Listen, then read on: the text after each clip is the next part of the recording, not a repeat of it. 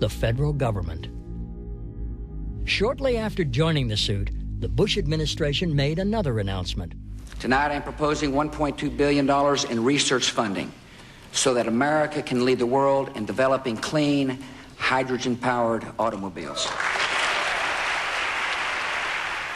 The federal government joined the car and oil industries to embrace a new clean car of the future.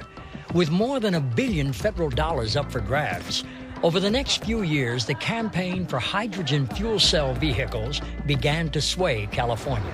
Hello there, and welcome to the California Fuel Cell Partnership, where we're fueling the future in a new and environmentally friendly way. Automakers, energy and technology providers, along with government agencies, are voluntarily working together to commercialize the fuel cell for cars and buses. Soon you may see some of these cars cruising through your very own neighborhood.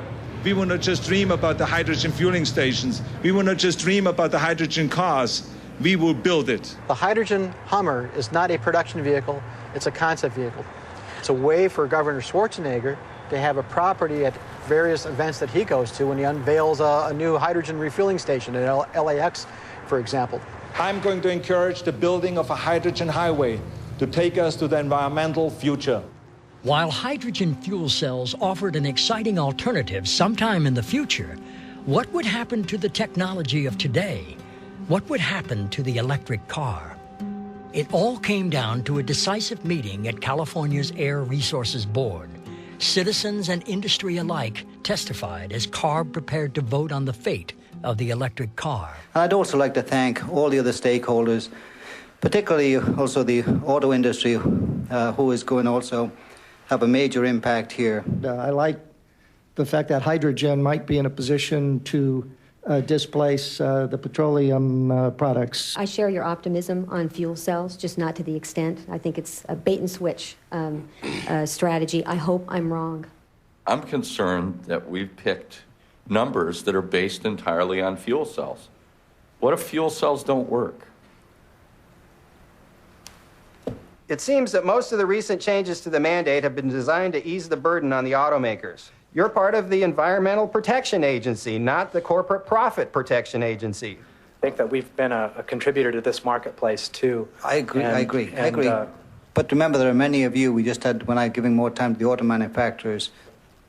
Lou Browning, I think, had the job to present the EPRI report, and he had been promised 10 minutes. One of the things Dr. we found Browning, is... I would appreciate if you could summarize this in 3 minutes. Okay, I thought I had 10. But, Alan Lloyd cut him off, whereas he had given the automakers sort of unlimited time earlier in the day. And the improvements we need in fuel cells are to get, mainly to get the cost down.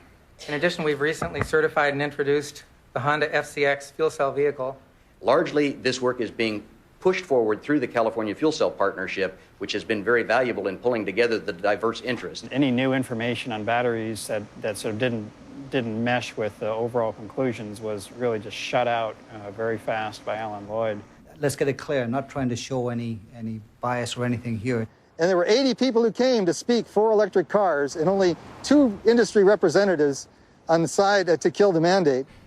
We have 4 people out of 78 who are supporting this proposal. How did we end up with this? This is a tough program. It's a revolutionary program. It pushes the automakers hard, and they don't like it, and they push back hard. And as you deliberate today on the fate of this program, I urge you to summon all of your political courage to make the hard choices that you know you need to make on this program. Because when it comes to protecting the health of the people of California, there are simply no more easy choices to make.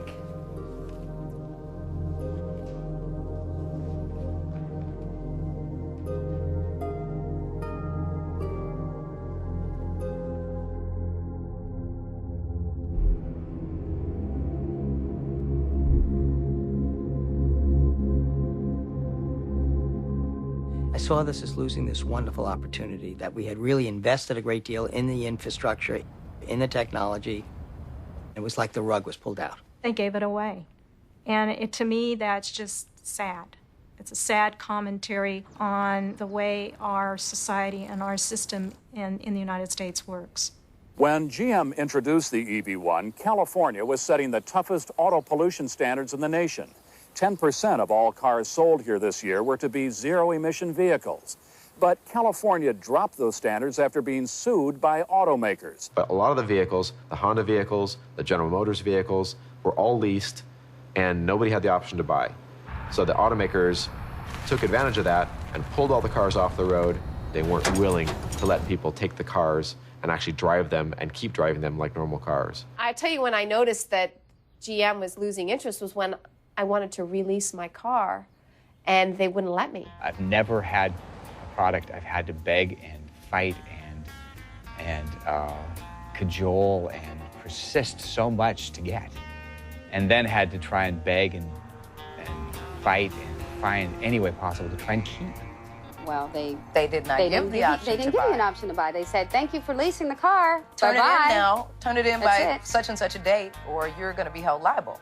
GM had very quietly gone about taking cars back without anybody saying very much, other than some of the drivers that complained about having their cars taken away, but never in a big organized fashion. So they had no choice but to turn them in or, face the legal consequences of basically stealing a car. To my knowledge, all the cars were turned in because people had too much to lose. To this day, the automakers have fought anyone actually understanding how much demand there was and how much demand that there is. And so we decided we were going to fight them in whatever way we could, and we became organizers. Across California, drivers held protests to save electric cars. Turned my head around about electric cars, and it broke me of my addiction to oil.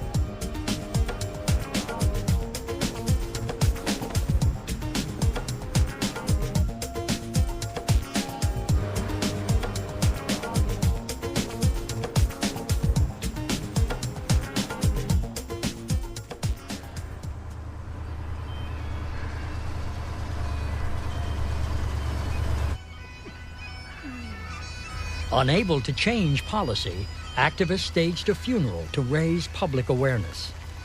It was the same month as the first Stage 1 smog alert in Southern California in 5 years. I was an EV1 driver, still am, from 1998 until December of this year, when GM will have to pry it out of my Charger's dead cold hands. What the detractors and the critics of electric vehicles have been saying for years is true. The electric vehicle is not for everybody. Given the limited range, it can only meet the needs of 90% of the population. People used to ask me, why do you do what you do? And I, especially after I had my son, told them, I figure if I do my job well enough, my son will never know a time before there were electric cars on the road. And he rode in an EV1 on the way over here, and he said, I wish we could keep the EV1 for a long time. And all I could say was, me too.